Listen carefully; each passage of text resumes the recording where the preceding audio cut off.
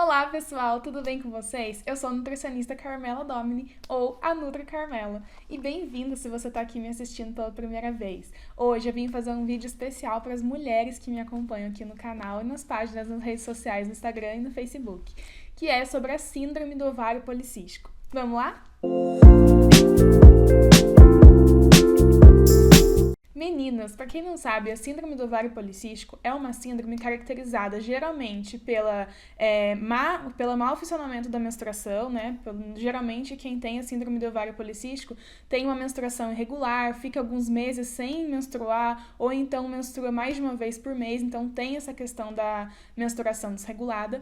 Também essa síndrome é caracterizada pelo surgimento de hirsutismo, que são pelos na face, né? Aqueles pelos esquisitos que surgem assim às vezes e a gente não gosta. Acne, e também a síndrome do ovário policístico pode gerar infertilidade, né? E muita gente me pergunta assim, Carmela, o que eu posso fazer com essa questão da síndrome do ovário policístico, com a alimentação? Como que eu devo agir em relação à minha alimentação? E aí é sobre isso que eu quero falar com vocês nesse vídeo. Por quê? Porque as meninas que têm síndrome do ovário policístico, elas têm uma tendência maior a ter uma síndrome metabólica. O que é uma síndrome metabólica? É uma junção de doenças crônicas, né, não transmissíveis, como, por exemplo, diabetes, resistência insulínica e por aí vai. Quais são os principais problemas que pode ocasionar em uma pessoa, né, em uma mulher que tem a síndrome do ovário policístico? Principalmente a resistência insulínica, né, que é quando a nossa insulina ela para de funcionar adequadamente, então ela não absorve mais a glicemia da nossa corrente sanguínea, e isso pode gerar a longo prazo um diabetes do tipo 2, né, que é assim que gera o diabetes do tipo 2, é quando a insulina ela não funciona mais adequadamente, por isso a nossa glicemia fica muito alta na corrente sanguínea. Então, quando você come alguma coisa, geralmente, né, quando o seu pâncreas está funcionando normalmente, você come alguma coisa e aí esse alimento vira glicose na sua corrente sanguínea. E aí ele entra dentro das suas células a partir da insulina. Quando a pessoa tem essa resistência insulínica, esse processo ele não acontece adequadamente e aí fica muita glicemia. Isso, com uma certa frequência, um dado período de tempo, pode gerar um diabetes do tipo 2, que é uma doença crônica irreversível, né? Não tem cura, é crônica, e aí não tem como mais reverter esse quadro. E por que que essas mulheres que têm síndrome do ovário policístico têm uma tendência muito maior a desenvolver? Justamente porque tem essa relação dessa síndrome com a resistência insulínica. E a resistência insulínica pode gerar o diabetes do tipo 2, certo? Fora isso, tem outros fatores também que as mulheres com síndrome do ovário policístico deveriam se atentar, como, por exemplo, o excesso de peso. Então, tem estudos, quando eu estava pesquisando para fazer esse vídeo, eu vi alguns estudos que falavam que cerca de 50% das mulheres que têm a síndrome do ovário policístico também sofrem com obesidade. Então, é uma coisa que leva a outra. O que será que começou primeiro? Eu não sei se foi a obesidade que gerou a síndrome do ovário policístico ou se foi a síndrome do ovário policístico que também foi um fator aí para o desenvolvimento do excesso de peso, que é um resultado de uma série de outros fatores. Então, assim, é importante a gente colocar, gente, que assim, ninguém desenvolveu o excesso de peso só por causa da síndrome do ovário policístico, né? A gente já falou sobre as causas da obesidade em outro vídeo, né? Então, é importante a gente colocar que, assim, o excesso de peso é uma doença crônica também que nunca é resultado de um único fator. Então, você não ficou com obesidade, você não desenvolveu obesidade por causa de uma coisa só. Você provavelmente desenvolveu obesidade por causa de outras coisas, um acúmulo de fatores que você teve, né, para gerar esse problema. Mas enfim, não é sobre isso que a gente vai falar nesse vídeo. Outro fator de risco para quem tem síndrome do ovário policístico é a hipertensão arterial sistêmica, ou seja, a pressão alta. Então, se você é uma mulher que sofre aí com a síndrome do ovário policístico, você também tem uma tendência um pouco maior a ter a pressão alta. Outra coisa que é um fator determinante de atenção, assim, são as doenças cardiovasculares, né, problemas cardíacos, problemas circulatórios de maneira geral, e a vitamina D, que costuma ser baixa em mulheres com síndrome do ovário policístico. E agora, Carmela, você já falou tudo isso, quanta coisa ruim, o que eu faço finalmente? Qual que é a conduta que eu, Carmela, gosto de utilizar com mulheres com síndrome do ovário policístico? Vocês que têm esse problema já devem com certeza ter pesquisado e visto por aí sobre a questão da diminuição, da restrição de carboidrato, ou seja, low carb, né? Então, quando eu fui pesquisar também para fazer esse vídeo e nos meus estudos para poder utilizar a mesma conduta nutricional de uma maneira mais científica com as minhas pacientes, o que eu vi? Que tem, de fato, alguns estudos mesmo falando sobre a diminuição do carboidrato, a restrição do carboidrato para pacientes com síndrome do ovário policístico, defendendo a questão da obesidade e também a questão da diminuição da resistência insulínica. Carmela, qual que é a sua opinião a respeito disso? Vou falar a minha opinião, que é assim um pouquinho só polêmica. Mas é a minha opinião como nutricionista. Por quê? Gente, quando eu vi esses estudos, esses artigos científicos, o que eu observei? Que, assim, a maioria desses estudos, eles não acompanhavam longitudinalmente essas mulheres. O que é longitudinalmente, Carmela?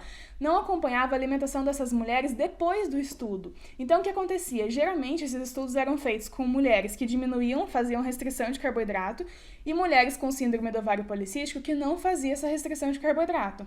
E eles observavam o quê? Que essas mulheres que faziam restrição de carboidrato tinham uma melhora na obesidade, tinham uma melhora lá na resistência insulínica, mas eles não acompanhavam o que ia acontecer com essas mulheres depois. Então, a maioria dos estudos que eu vi eram de semanas, por exemplo, 8 semanas acompanhando, 10 semanas acompanhando, alguns meses, e nunca com muitas mulheres de uma vez. Então, assim, na minha humilde opinião como nutricionista, eu não aplicaria essa restrição de carboidrato para as minhas pacientes com síndrome do ovário policístico. Carmela, mas por quê? Simplesmente, gente, porque a alimentação é uma coisa muito contextual. Então, o que significa? Que apesar desses estudos terem mostrado a redução, a melhora na resistência insulínica para mulheres, tem 2 pontos aí importantes que a gente precisa colocar. O primeiro, que eu falei para vocês já nesse estudo, que é não avaliar o depois. O que acontece depois com essas mulheres? Será que elas conseguiram sustentar essa restrição de carboidrato? Né? Será que elas não ficaram obcecadas por açúcar e carboidrato refinado depois desse experimento? Né? Como elas reagiram comportamentalmente a esse tipo de restrição? Porque, em contrapartida, a gente tem vários outros estudos que mostram que a restrição gera compulsão, certo? Então, eles não avaliaram o que aconteceu depois, né, desse estudo com essas mulheres. Elas podiam simplesmente ter ganhado o peso que elas perderam, elas poderiam simplesmente ter ficado bitoladas em comer açúcar, em comer carboidrato refinado e acabar piorando a resistência insulínica depois desse período. Então, 1000 outras coisas poderiam ter acontecido, que não são relatados nesses estudos de restrição de carboidrato. Por isso, eu, Carmela, não concordo com isso. Mas, Carmela, o que você faria? O que eu faria? Eu não concordo com a restrição de carboidrato. No entanto, eu concordo com a normalização do consumo de carboidrato. Carmela, o que é isso? No geral, gente, avalie. A dieta do brasileiro, a dieta das pessoas, geralmente é muito rica em carboidrato. As pessoas, de maneira geral, quem não tem uma alimentação saudável, no geral, as pessoas, elas têm uma alimentação com excesso de carboidratos, né?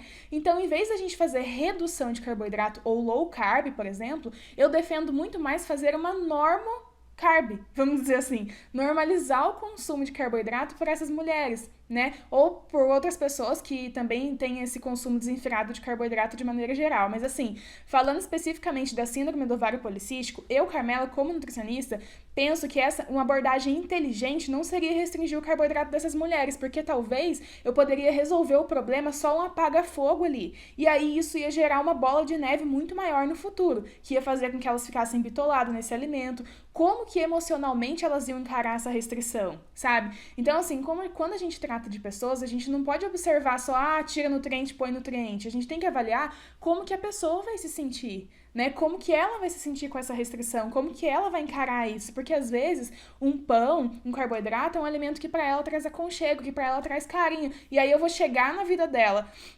do nada, arrancar tudo isso que ela gosta, tudo isso que representa ela e achar que ela vai ter uma melhoria pro resto da vida. Às vezes não é assim que funciona com pessoas, entende? Então, por isso que a minha conduta não seria essa. A minha conduta geralmente seria normalizar esse carboidrato, né? Porque geralmente as pessoas já consomem uma quantidade muito além do que elas, na verdade, deveriam, né?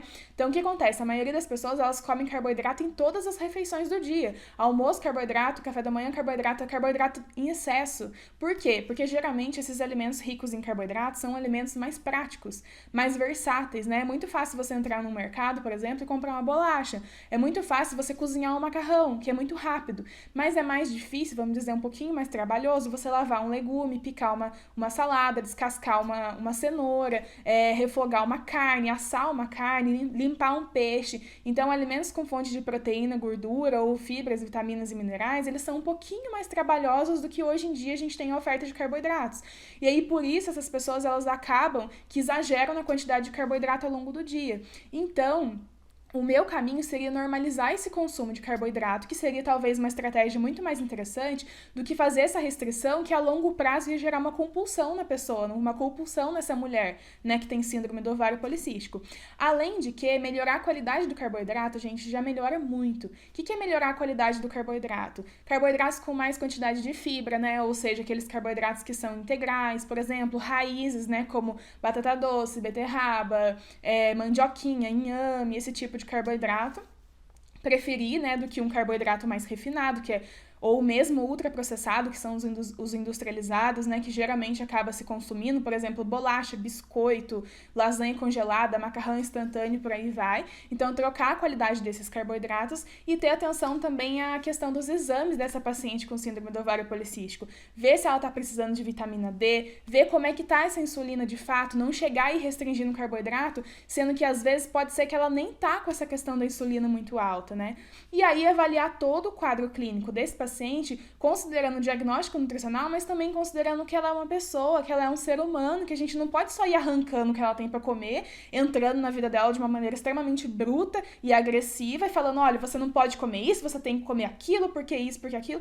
Calma, gente, respira. Primeiro, você precisa entender que é uma pessoa, é um ser humano. Então, eu tenho que entender que, às vezes, ela gosta de tal coisa e que X alimento pode ser mais complicado para ela substituir. E fazer essa mudança de uma forma gradativa. Com certeza, com um conjunto de um tratamento com endocrinologista, por exemplo, né? Fazendo tratamento, fazendo um acompanhamento hormonal dela, para que não tenha nenhum risco à saúde dessa paciente com síndrome do ovário policístico.